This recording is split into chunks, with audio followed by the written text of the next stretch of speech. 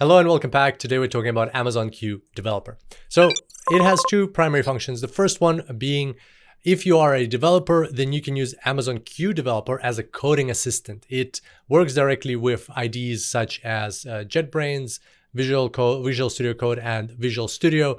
It integrates directly into them, and as you're coding as a developer, it can provide you with feedback on your code, suggestions, code snippets, debugging, and things like that. So very helpful, can boost your efficiency just as GitHub Copilot does.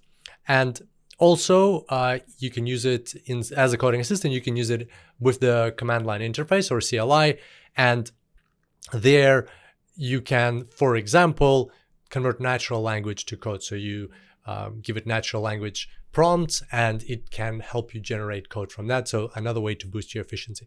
So whenever on the exam you see things like IDEs and debugging code or improving coding efficiency inside IDEs or CLI, the answer might be Amazon Q Developer. And the second use case for Amazon Q Developer is non-coding users can use it to interact real-time with the AWS account. So for example, in your account, you might have EC2 instances, Lambda functions, S3 buckets, and many other different resources. So users can ask Amazon Q Developer, well, how many EC2 instances do we have in a certain region? Or what was the billing total for the previous month? And things like that. So obviously they would have to be the right permissions assigned and things like that. But overall, it speeds up the efficiency of working with your account. So whenever on the exam you see things like real-time interaction with AWS account through natural language, Amazon Q Developer might be your answer.